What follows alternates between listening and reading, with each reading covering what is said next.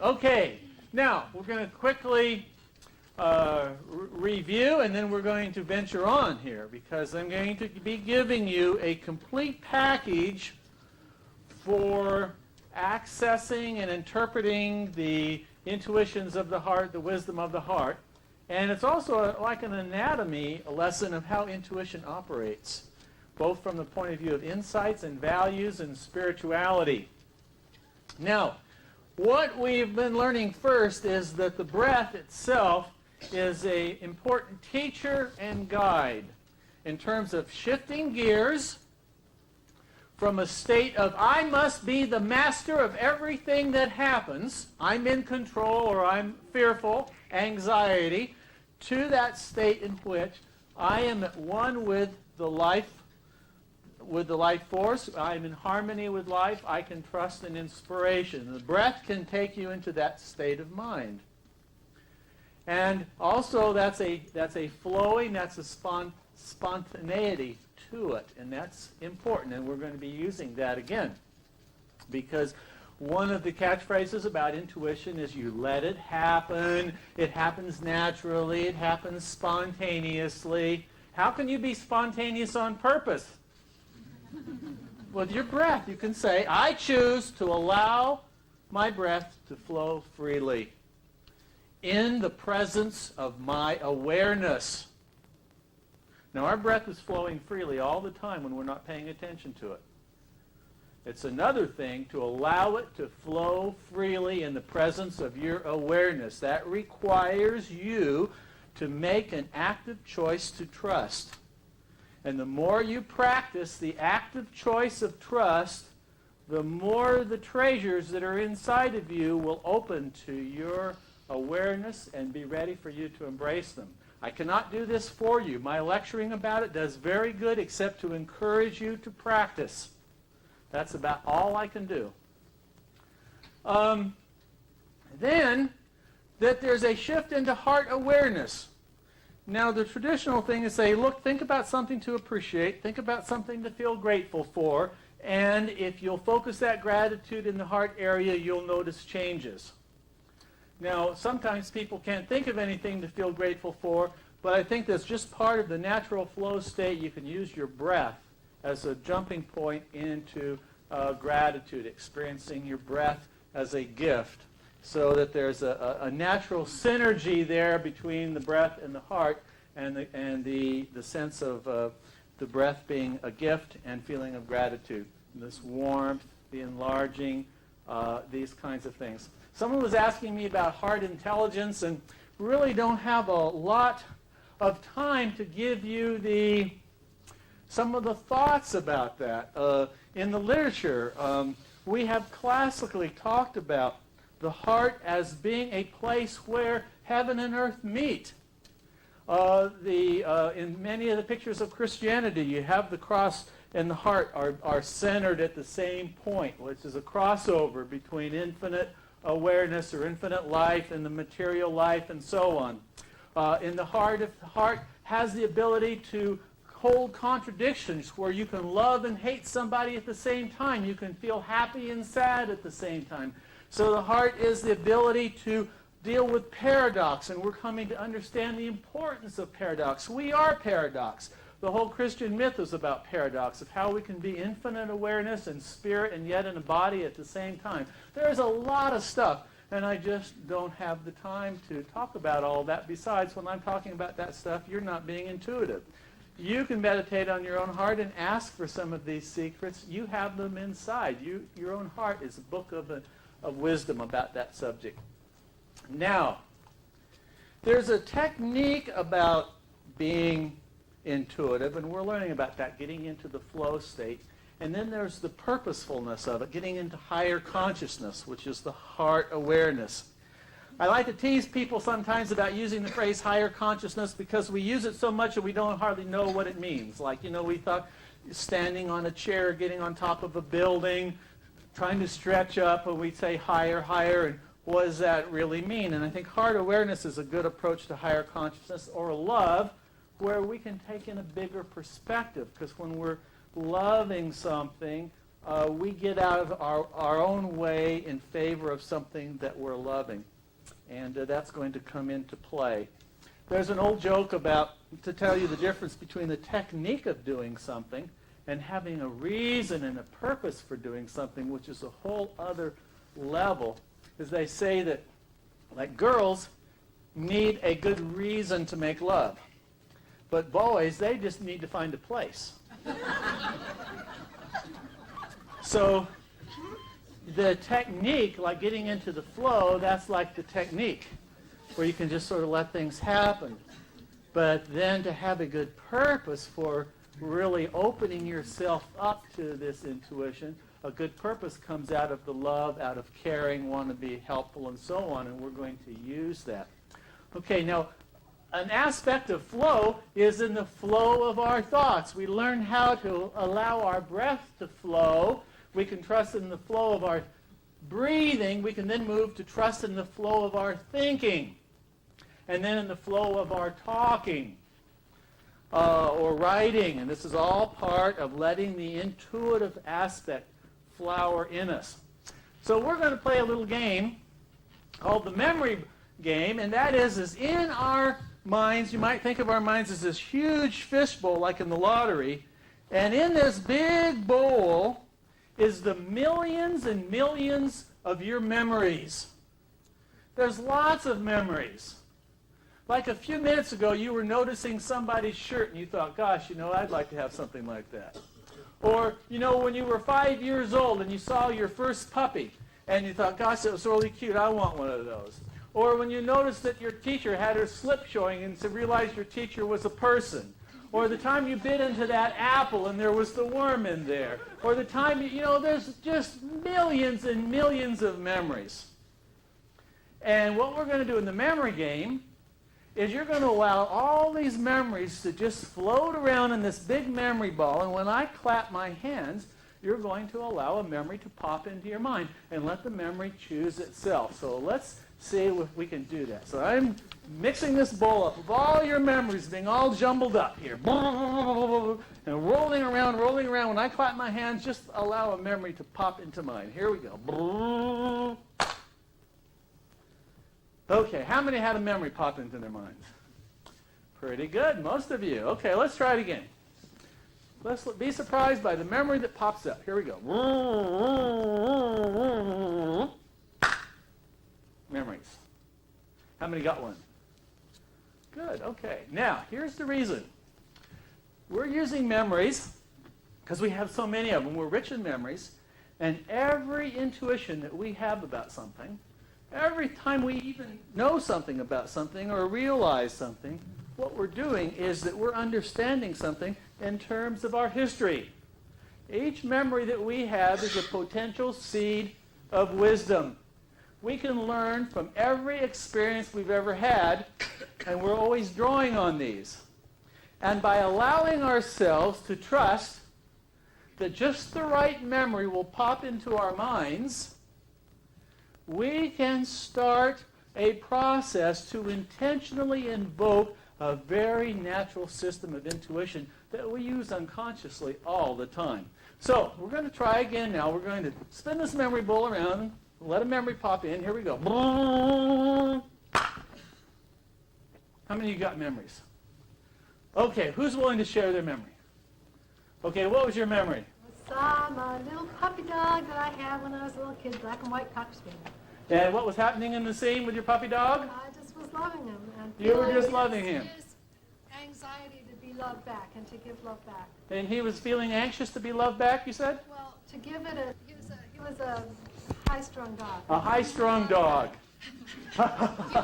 Okay, great. I get the picture. Okay, now, so here she is having this memory of this little puppy, and it's really high-strung and wants to be loved, and she's calming. And so now take this little memory as a seed of wisdom. That you're something that you could learn. What's your name? Francis. Francis. There's something that you today, Francis, could learn from that memory. What could that memory teach you today as you're sitting there? What do you think? Well, there's no question that it has to do with how I sometimes want to be loved, and I can Okay. be anxious for that too. And what can you learn from your memory about that? How would you respond to yourself with that feeling? Well, I know that I love my little dog, and I Uh-huh. know that not only do I get love from the universe and compassion, but I get love from the people around me, which I'm certainly feeling here. Right. You get love from all the people. Almost like saying, you really want to be loved, and just relax because it's all around. Just enjoy it, huh? Okay, somebody else had a memory. Yes, what was yours? My husky who got tired of waiting for me to feed him, and he got its own dog food. We're in the dog memories. Uh-huh. Say that again? He got some dry dog food, tossed it in the air, and ate it himself. And ate it himself. And your dog just could toss this biscuit up and grab it and eat it himself. What do you think that memory has to teach you today? Don't rely on others to. Don't rely on others. Okay. All right. Okay. Now, how many of you, when I say, let's let a memory pop into your mind, you think to yourself, well, what memory am I supposed to get? Yeah. So someone has a dog memory, say, oh, right, dog memories. Okay. That's it. I know. Yep. Just like I say, we're going to have Susan come up here in a minute. She just freaked out. Do it! Right. We have all these memories and everything, and all of a sudden you say, well, what am I supposed to remember, And and it just to trust and allow it to flow in. Well, let's try it again. Let's refresh it here. We're going to go around and around and around and around and around with those memories. Just trust one's just going to pop into your mind. What do you think is the lesson in that memory for you? What can you learn today, sitting here today, Catherine? It's a teaching story. Actually, even though they were all going in the alley, I was laughing hysterically at it, and that it was really fun. So the lesson is that you can laugh at, some of the things. And you can laugh at stuff. You don't always have to be keeping track of the score, maybe, huh? And just enjoy it, however it's going. I can remember one time that I had to go and give a talk, and there's something that the person who introduced me said, and I just felt like this big. And there I have to get up there and give this talk, and the thing flashed, well, you don't have to do a good job then, just have fun. And what a release. That was a great talk. Well, I was holding in my mind this question. How could we come to better trust our intuition? What's something we need to tell ourselves in order to better trust our intuition? And in response to that, you're reminded of yourself of the first and last time you went bowling. And even though they seemed to be going in the alley, you were laughing. And the secret for you is to have fun. So you think about that. You're telling yourself that you need to just laugh about it. Lighten up. Do you think that would be good advice for you this week?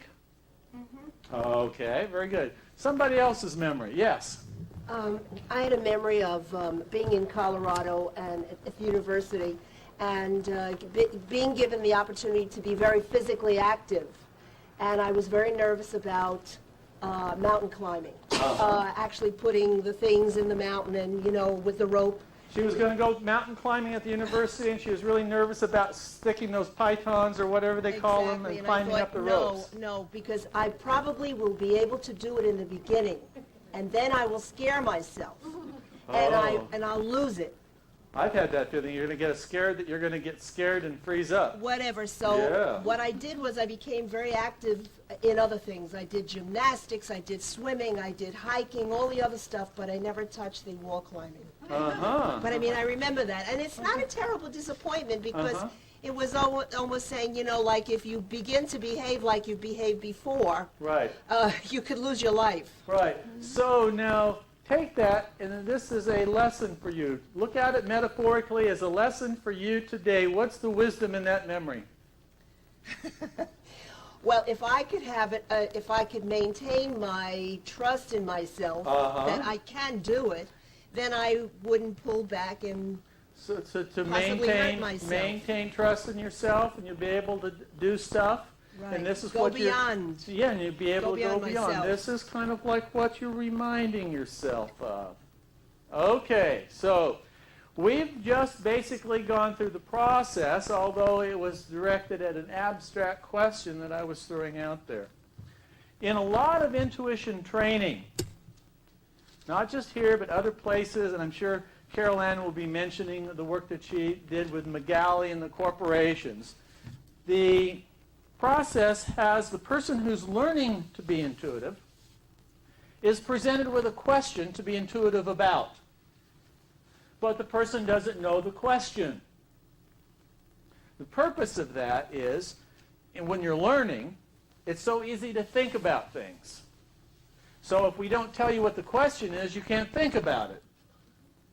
So then you respond to the question groping in the dark, and you're going to respond by letting have the memory come to you. And already just playing the memory game, you know that one person mentions dog, and all of a sudden everybody's having dog memories because that's how suggestible we are to external influence.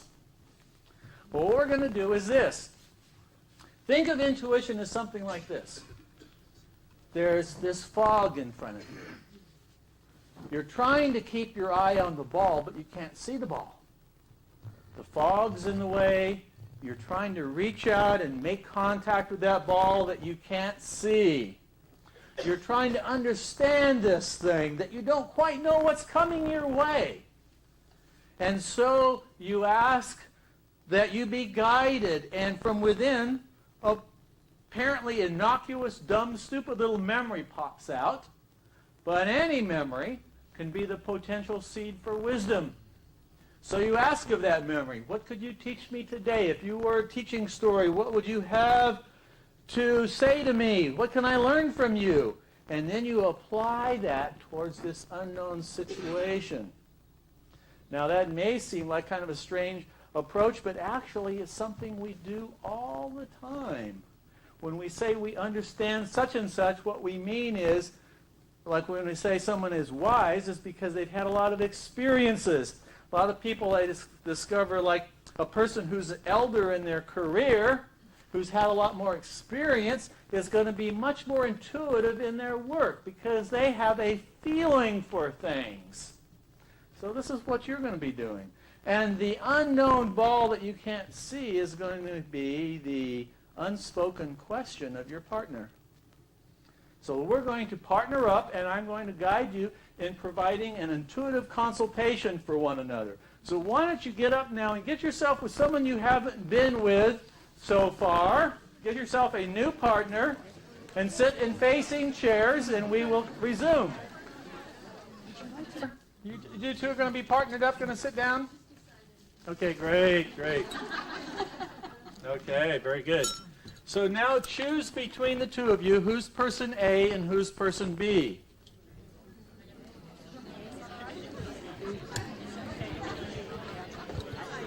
Okay, listen, the A's, raise your hand. A's, you get to simply sit back and enjoy the process.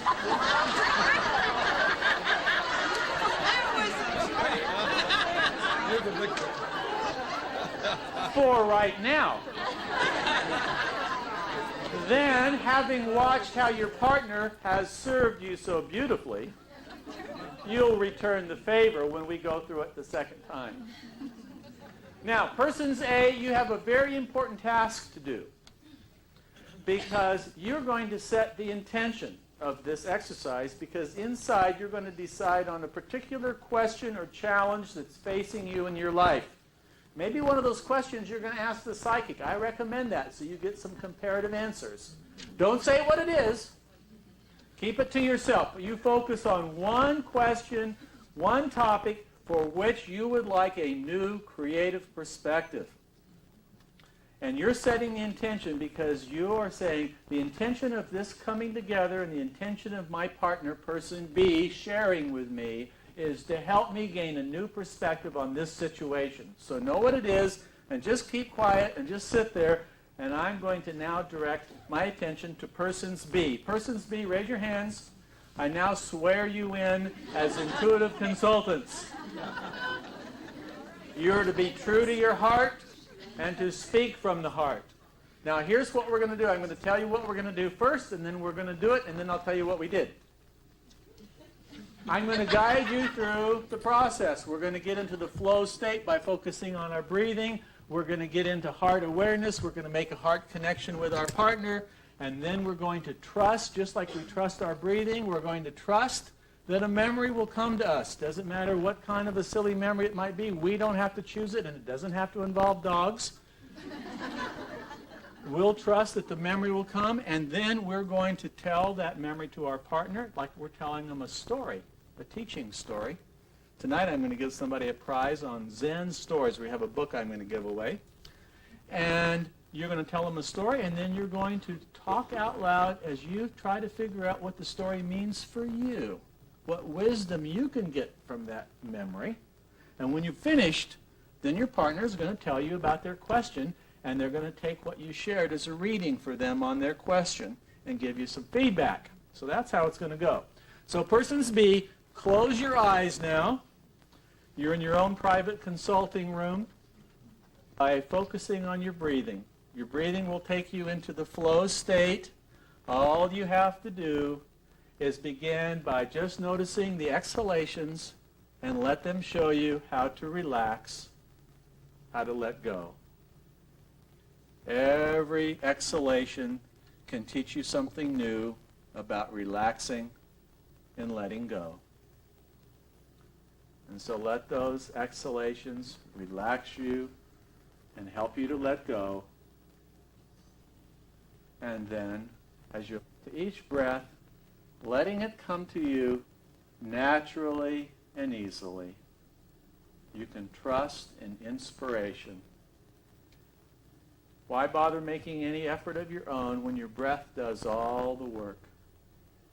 So just enjoy that for a moment. That wonderful feeling of realizing that you can trust in inspiration. Let it be real for you. Just experience the breaths coming. Realize the depth of the trust that's growing inside of you. Allow yourself to feel grateful for this gift of breath. And see what it's like to experience gratitude for the simple fact of breathing. Just focus this feeling of gratitude in your heart. And just allow yourself to enjoy the wonderful feelings that go along every one of your millions and millions of moments, snapshots in life. Every one of them is a potential seed for wisdom. Why bother thinking about what would be the best memory when you can trust that inspiration will simply come to you? So reach out with your heart now and make a heart connection with your partner. Next moment. Giving yourself permission to share of yourself if it would mean helping your partner in their concern. You're coming from such abundance. Millions and millions of instructive experiences. So without even thinking about it or choosing it yourself, you can just intend that the right memory will come for you. You can say it as an affirmation if you like. I now allow my mind to bring forth into my awareness just the right memory, which when I share it aloud with my partner and explore its message for the wisdom it has for me, that it will awaken some inspiration in my partner that will be helpful to them in their concern. And thus you can state your intention. And having stated it, you can just get out of your way. And just like you allow your breaths to flow, you can allow the memories to flow. And just accept the very first memory that comes into your mind. And in just a moment, you'll open your eyes and you'll share that memory with your partner. Like you're telling them a story about what happened to you in that one time. Giving them all the little details. And when you finish speaking from the heart extemporaneously, search your heart for wisdom, understanding the meaning that that story has for you personally here today, this Monday. And when you finish, then your partner will tell you about the concern that they've been thinking about and give you some feedback. And when they give you that feedback, then perhaps you'll better understand the meaning of your story and the significance it could have for your partner. Okay, now open your eyes and tell your partner about that memory that came to you. And be pretty much like this. I'll be talking to you. Just have that down. And have this one back there. There's some time left in this, possibly. We may not. Just some time left. Time is captured on that. What's missing will be set up with this one. So just move that camera right back there.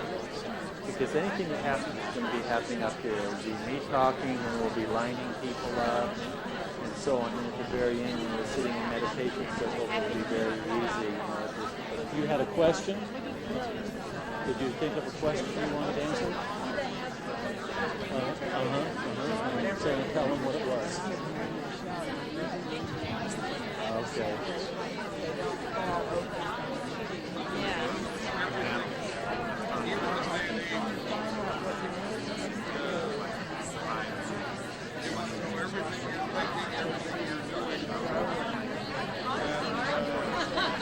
Oh, see, I didn't think that. No, I was thinking we would be like 28. I was. Boy, aren't we good for each other?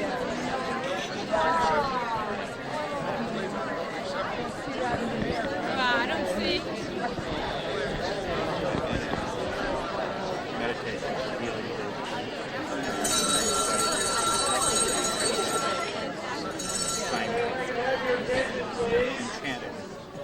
Not concerned anymore about how this goes. It's just coming from just a nice place. And then second is really taking and trusting the first memory that comes, no matter how trivial it is, that you're going to go with it. And then the third thing is the open-heartedness with which you share about that experience and explore what meaning it has for you. And then when your partner tells you the question, you can say, well, that's interesting, you know, that if you had that question and I had this thing come to me, and let's talk some more about this, and you really get into an exploration, because the intent is to be helpful, not to see if you can score a jackpot. You know, one of the things, Edgar Cayce was very much against mind reading. He said that's like a trick. Anybody can do that. But it's to be helpful to one another, making that connection that's helpful, in which we will see the true home, the true context, in which the psychic ability really can flower. Now, sometimes the being helpful, I mean, you never can tell how you're going to be helpful. I remember one of the times that I did this, and I had this memory. I was mowing the lawn. I was a little kid. I was mowing the lawn, and my mom was there sitting on the patio, and I was being allowed to use the power lawnmower. This is a big deal for me. And as I'm mowing, I go a little bit too fast, and I miss a spot. And I look over my shoulder real quick to see if she notices before I can come back to cut that. And that was the memory. And when I was talking about it, I realized how much I had wanted her approval, and realized what that wanting mom's approval had led to in later life and whatnot. And when I opened my eyes, my partner was crying, and she said, oh boy, this really is important, because she was going into counseling because she noticed that her daughter was starting to exhibit problems that she had had with her mom, and she didn't want to be replicating this kind of a thing. And this whole approval thing was really important to her, and I thought, I felt really good about that. But sometimes it works out in very surprising ways. Once I had a memory, I was doing this, and I had a memory of being like in 4th or 5th grade, where we used to have hall passes in order to be in the hall, and you'd have to go up to the teacher's desk if you wanted to go to the bathroom, and you get this big wooden stick with a key that gives you permission to be on your own in the hall. But I remember in this memory, as I'm reaching for this stick, I'm thinking, now the girls are going to know what I'm about to go do. And it was very embarrassing to have them thinking about me like that. And that was the memory.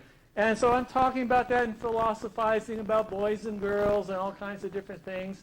And I open my eyes, and this lady, she's so excited, she's got tears in her eyes again. She says, it's the kitty litter, the kitty litter.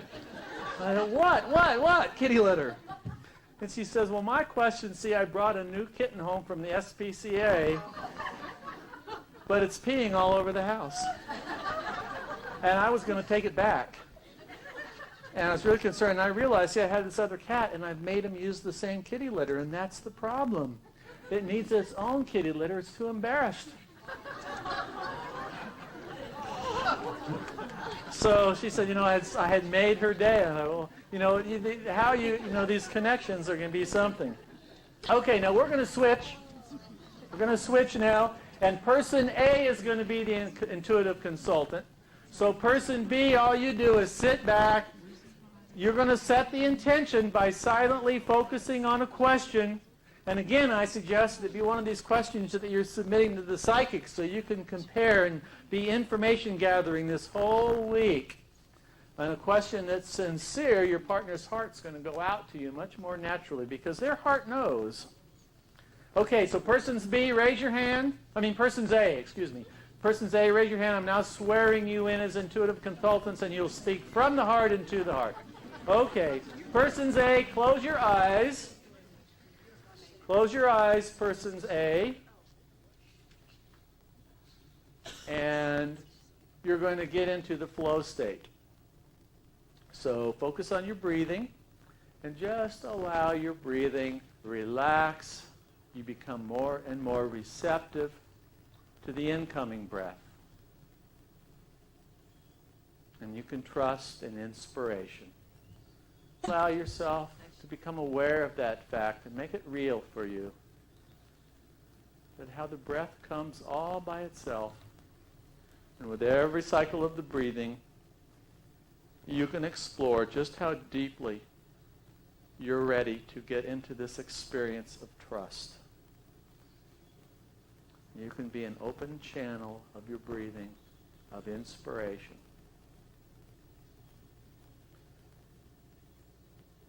Notice as you become more and more trusting in your breath, the mood shift, the peace, the relaxation, the calm.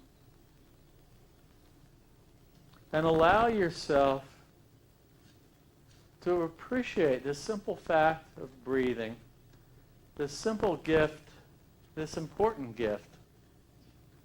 And just allow yourself to have appreciation for it, to experience gratitude for it. You can allow yourself to experience gratitude for this simple gift of breathing and focus this gratitude through your heart area so that you can notice the wonderful things that happen in your heart when you experience gratitude. The softening, the warming, the expansiveness. With feelings of gratitude, the heart naturally wants to expand and reach out and share. And so you can reach out with your heart and make a heart connection with your partner.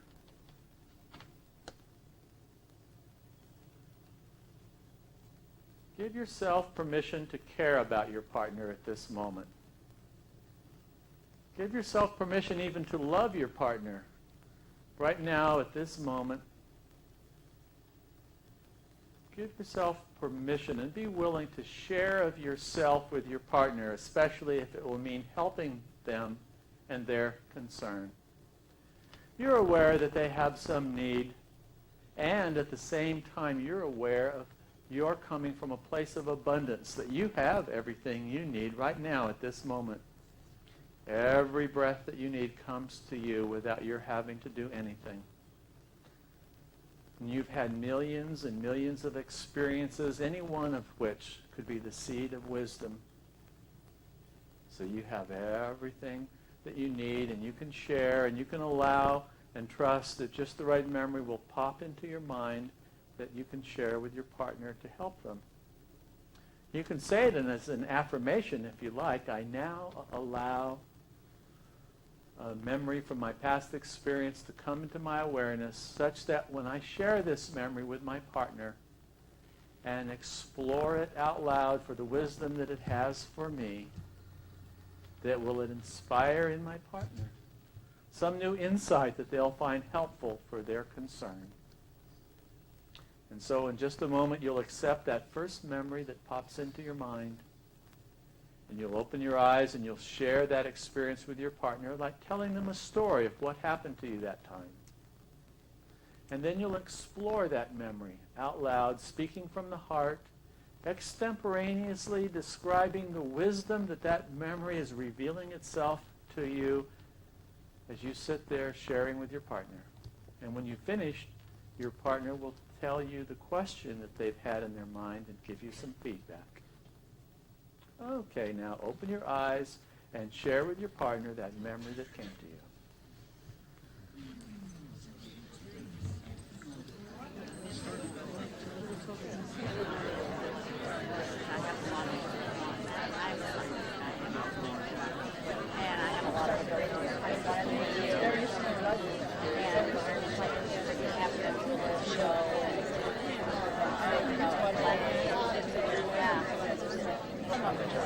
I knew it was going to be back and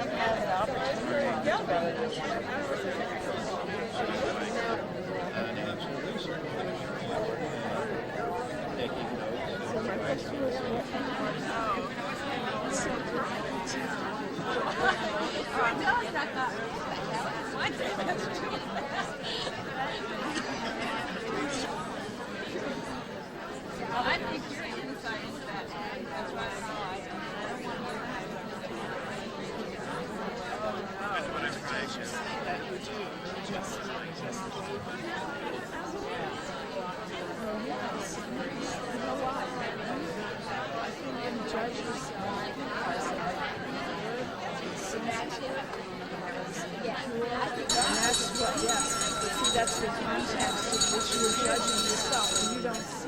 She's a crime reporter who gets into trouble and gets out of trouble and uses her ESP. Brenda and I, we together have written a book on just this, what we just did this afternoon, a whole book about this one exercise. And she would love to be able to hear your stories or talk to you about it or what have you. And she's here all week because she's a veteran of these experiences. That's why we work together on this book. So I just wanted to introduce you to her. If we could write a whole book about this, you realize there's a whole lot more than what we've been able to share so far. So practice it. Talk to Brenda. Come back. Thanks. Come back tonight early because we're going to give away prizes. I've got 2 books that I'm going to give away to the people who are here on time. Our time is short tonight. We're going to do some dream stuff. So we'll see you. And in the meantime, enjoy.